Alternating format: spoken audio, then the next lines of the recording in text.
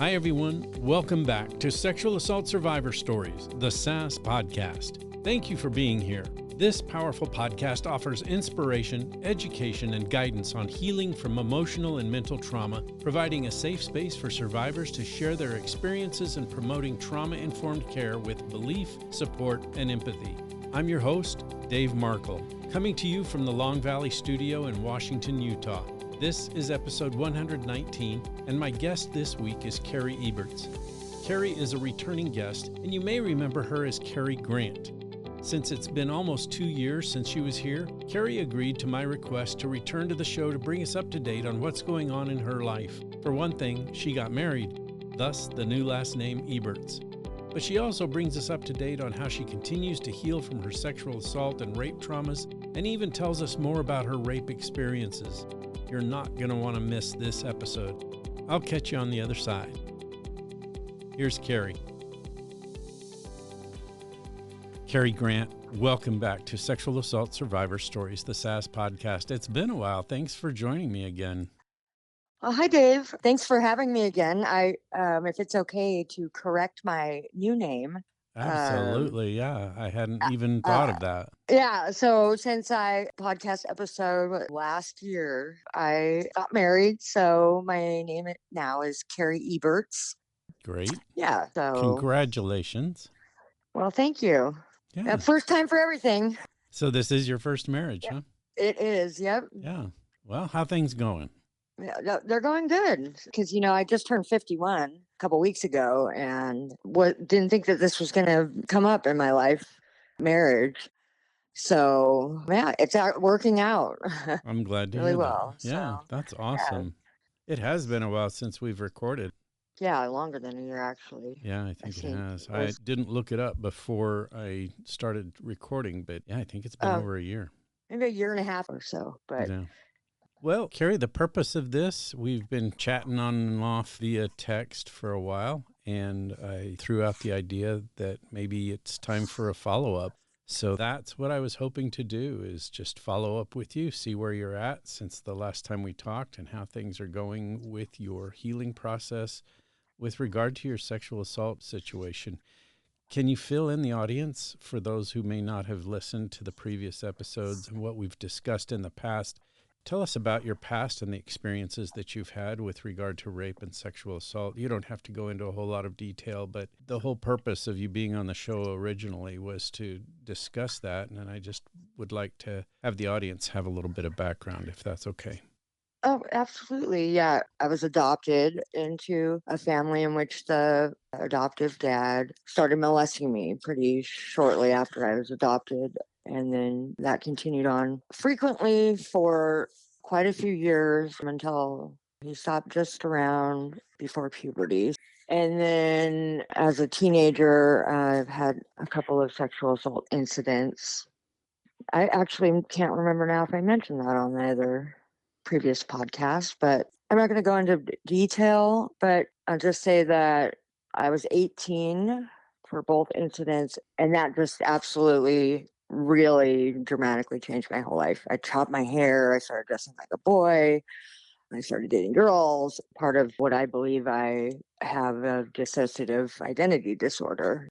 I just turned into a completely different person from there. So that's kind of just like a little short summary. It entails quite a lot of just basically how my entire life has gone. Yeah. But there's a couple podcasts to listen to for that, different parts of that, really, because the podcast with Jan Boberg was a different spin than the one I did with you, Right. So lots to unpack, I guess. But so that's the essence of that.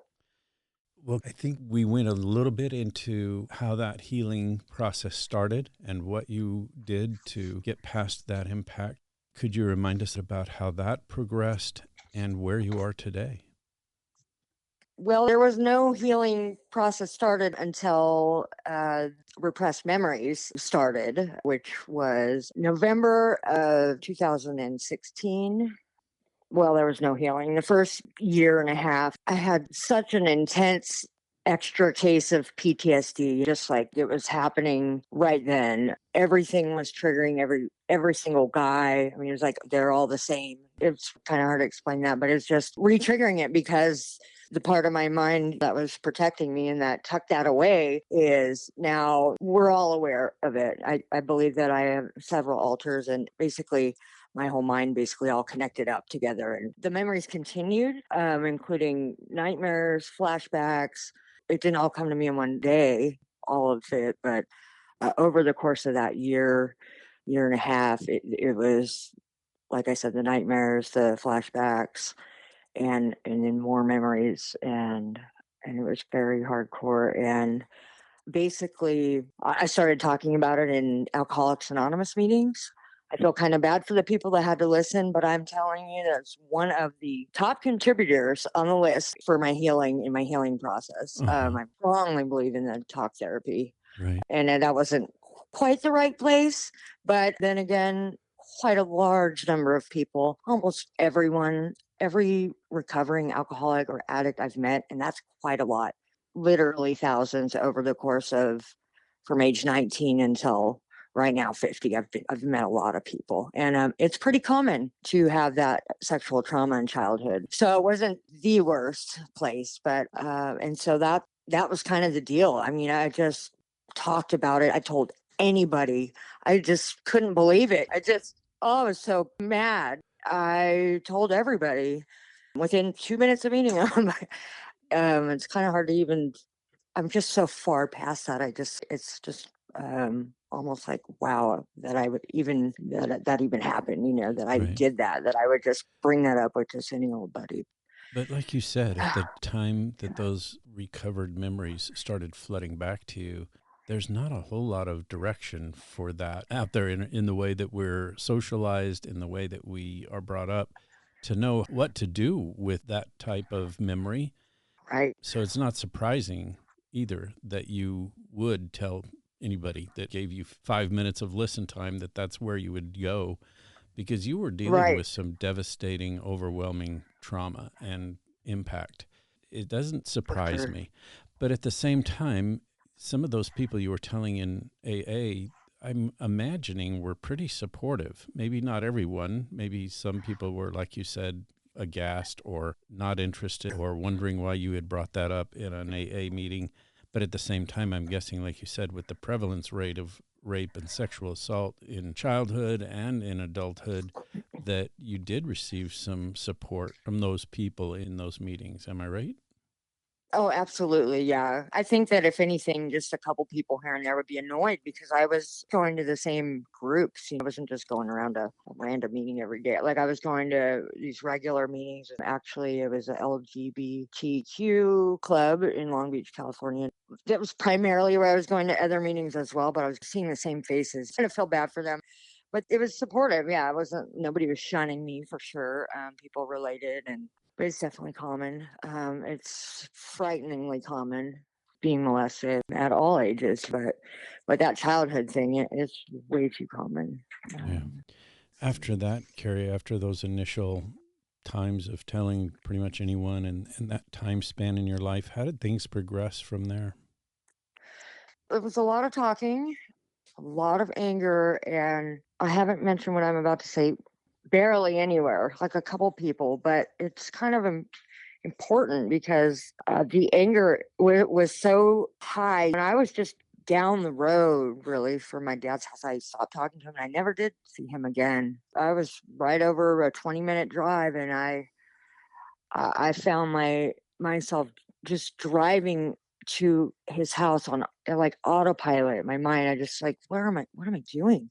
And I drove over there and I got lost in my own neighborhood that I was there, lived there since I was 5. I was lost driving around in that neighborhood trying to find the house, and I had a knife in my lap. And then I found the house and I just go, oh my God, what am I doing? I don't know what I'm doing. So I made a U-turn and I put the knife away and I yelled out really loudly when I passed by the house, effing pedophile. Actually, I did feel better for like 3 days on that. I mean, enough for me. But I realized that I need to not live nearby until I can get this sorted out, until I can, if ever. I just couldn't be trusted to be living nearby. I really just I needed to move away, but I didn't want to take a chance of doing a drive by like that. And so I moved out to Oregon that day. I got to get out of here. I got to get away, far away. so that my body's not doing something that I don't even know what's going on. And Mm-hmm. so I moved out there, and it was a lot of homelessness. I was really quite a wreck. I was just lost. I was lost. I didn't have a lot of drug or alcohol use, strangely. I just had a lot of homelessness, staying in shelters, and actually ended up in a couple domestic violence shelters after that a couple years later, and I just was going from one place to the other. I just didn't know what I was doing. I basically just got to like a boiling point because things were triggering me. I couldn't find the mental health help I needed, whatever that was. I just first couldn't even seem to get a diagnosis that would really give me the help, mental health help, not a pill. A Right. pill, it puts you half your mind to sleep, and you're not going to be able to get over anything, in my opinion, if you're not with it. My experience. And so I just reached a boiling point with that because I almost hopped on a train. One more thing triggered me, and I traced that back to basically my dad. And I was just like, oh, it's because of my dad. Well, I'm being triggered by this person. And I almost got on a train. I was going to go on a train and go burn his house down. Unfortunately, I had a cat, and Amtrak would only a pet could only ride for 3 hours. And I go, okay, well, if I ride 3 hours and then I get off, I can buy another ticket, right? And then ride 3 more hours, and just nuts. And I could not go because I had that cat. And so I moved further in Oregon to another shelter. I had a lot of triggers there. There were people there. There was another lady there that had the same thing happen to her in childhood, and her daughter had the same thing happen to her. So there was domestic violence people there. Then there was people that were taking classes because they committed just domestic violence. The real really bad mix in that shelter. And so I was triggered constantly, and I was doing the talking stuff, still trying to find some mental health help that would help, and that not panning out. And I just did the darndest thing. I left that shelter. It was so triggering. These people that are just go from prison to there. And then Mm-hmm. one lady that's hiding, she doesn't even go outside because of domestic violence situation. And I had money. Yeah, I received disability. I purposely went and lived in the forest for 40 days on purpose. I got paid twice while I was out there. And in that experience, it's really hard to explain, but that's the end of my healing path, and I forgave my dad somehow. It was almost like I was struck by it, like a struck by lightning. Even though I worked through a lot of the triggers, one of the other tools for healing for me was to learn about psychology, learn about why Mm-hmm. people are the way they are, why that would even happen, just every angle that I could find. And so I came out of that with peace. I never have been angry again about it. I've not been angry. It really is true forgiveness. Not one day has that come back. Not Yeah. one day. And that was in the summer of 2021. It took 5 years. I just can't believe it. I don't know what someone would do if they had a job or something. What will do trying to do that? I can't imagine. It was so hardcore.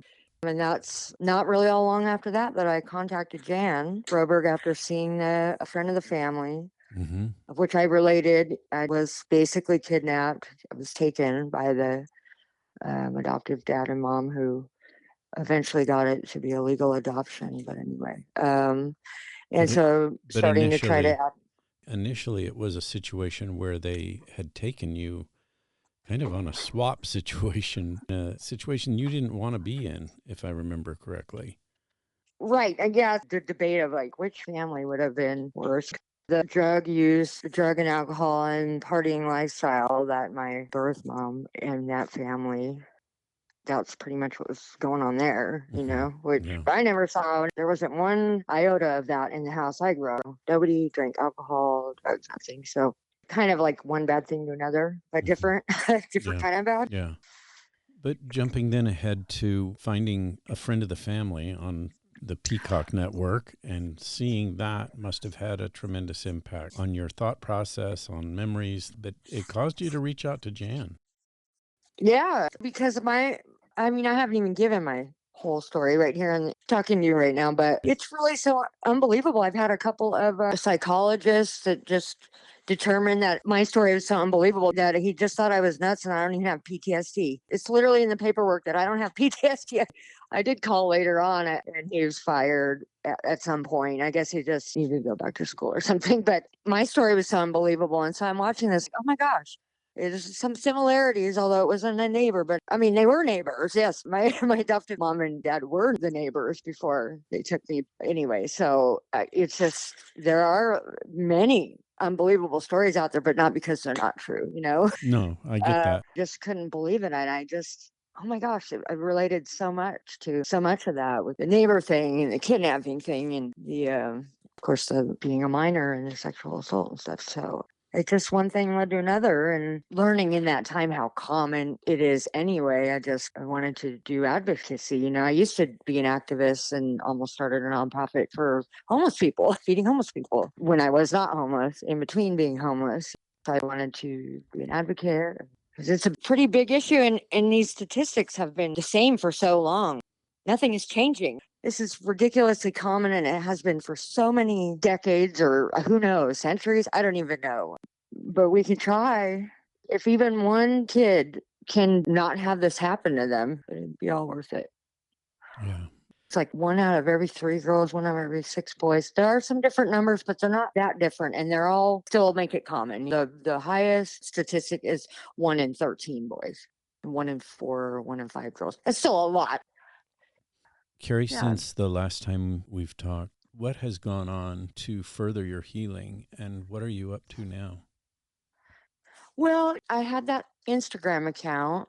I got 1,000 followers, and then I was also volunteering for Jan, and really it just ended up being a little overwhelming, and also I think a little bit of ego was getting involved, a little too much ego somehow, and it's never good. It was really throwing me off. So I had a lot of fun. I really like making informative posts and getting some of the word out there that maybe other people aren't, certain aspect or just certain parts of the topic that maybe aren't as commonly talked about as others. But like I said, ultimately, a little ego was slipping in, and that just was interfering with the process, really. And I just don't like that feeling, basically. Because I ordinarily wouldn't be like that. And that's why I wouldn't be like, because it's so uncomfortable.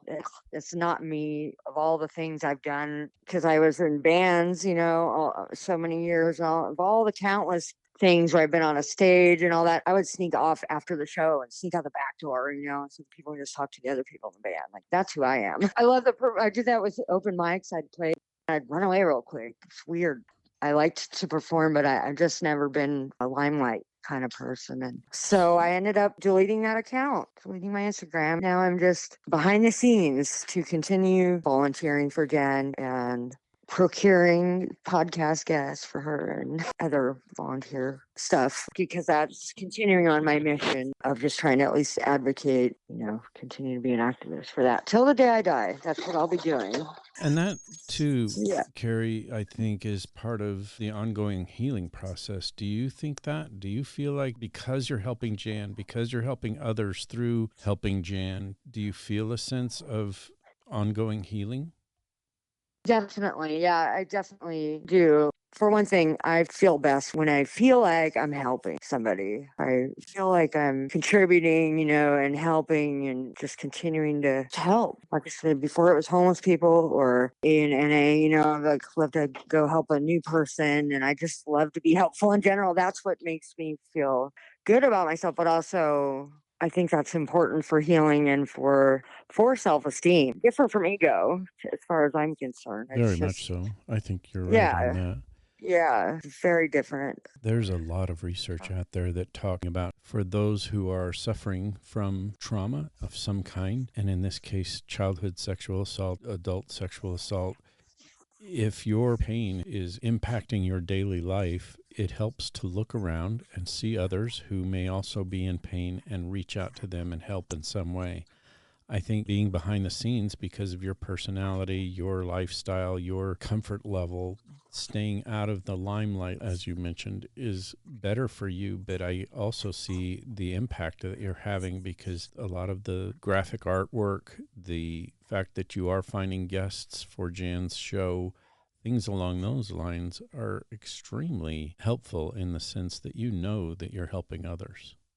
Yeah, definitely. I like to positively contribute, so that's some of my favorite things to do. I don't know what the other ones are, except listen to music. I don't know what the third one is. It probably changes every week, but it's very high on the list of, and so it's something I do every day. I look for guests and just, read stuff online, and if I feel like it can contribute positively to someone's story, I follow quite a lot of people. I just have my old teeny tiny hidden Instagram account for like 20 followers, but I do read a lot, and I read a lot of other people's stories, Yeah. of their sexual abuse. And, I just go just give them a little contribution because a few words mean a lot.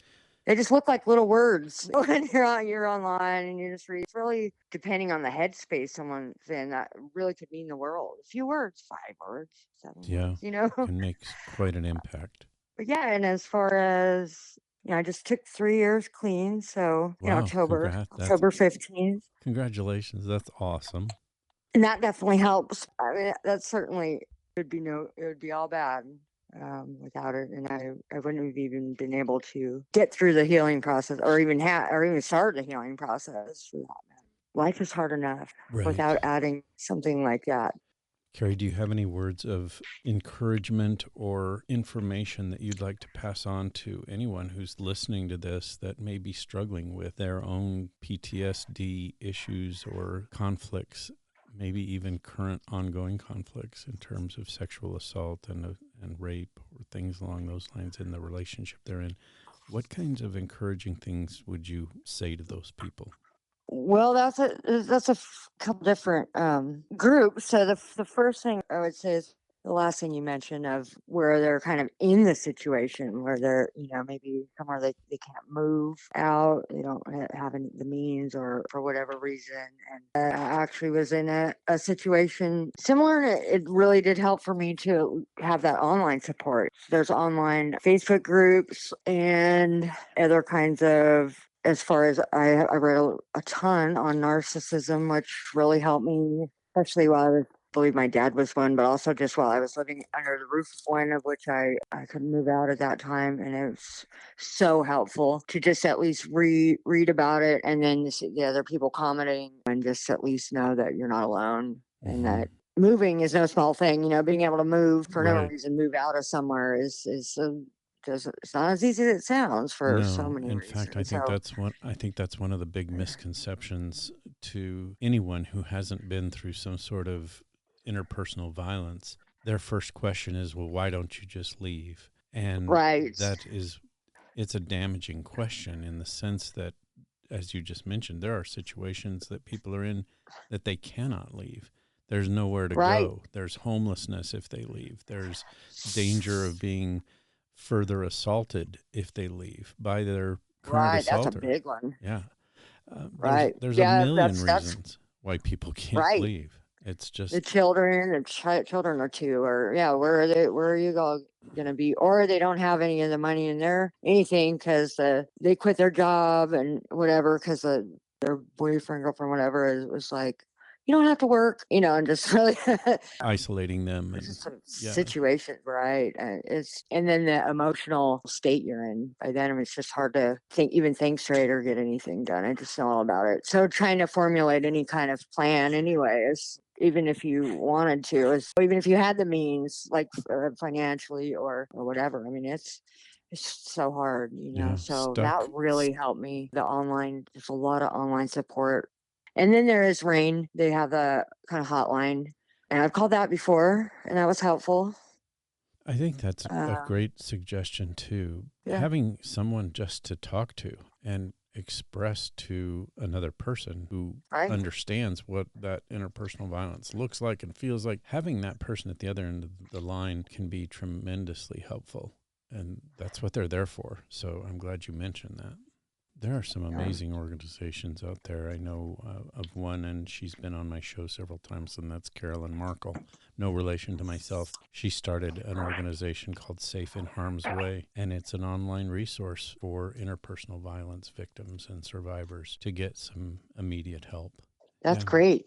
I really appreciate you bringing that kind of thing up.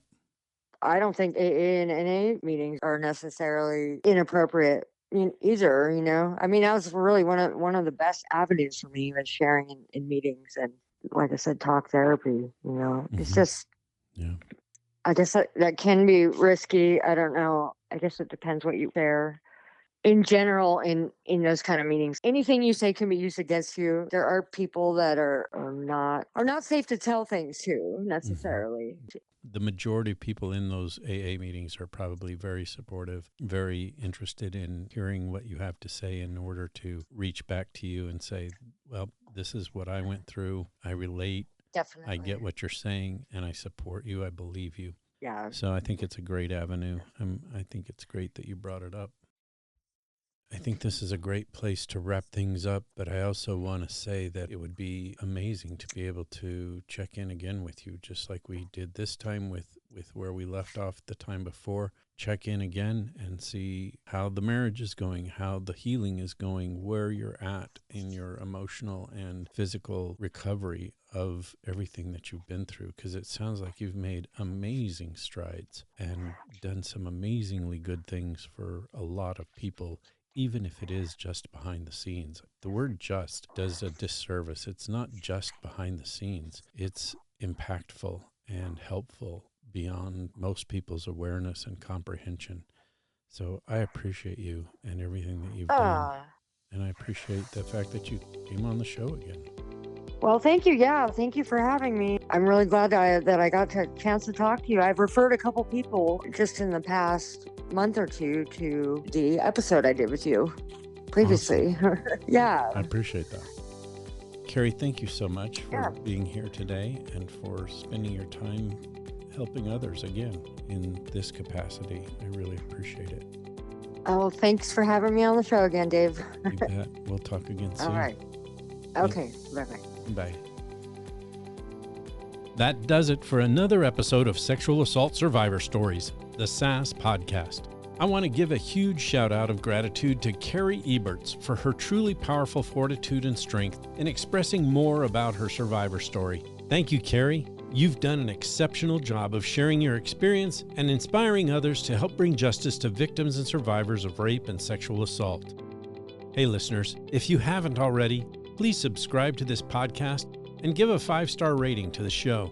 Taking the time to do this greatly enhances the opportunity for others to benefit from hearing this podcast. It would also be a huge help if you would go to Instagram and follow the Sexual Assault Survivor Stories page. Each additional follower helps increase the opportunity that others will see the page and then subscribe to Sexual Assault Survivor Stories, the SAS podcast. Be sure to tune in next week when I'll bring you another episode of Sexual Assault Survivor Stories. In the meantime, please do your part to help bring justice to victims and survivors of rape or sexual assault. A great way to do this is to start by believing if someone is reaching out to you to tell you about their interpersonal violence experience, because it helps normalize the conversation and because we all know someone whose life has been impacted by rape or sexual assault. We'll see you next week.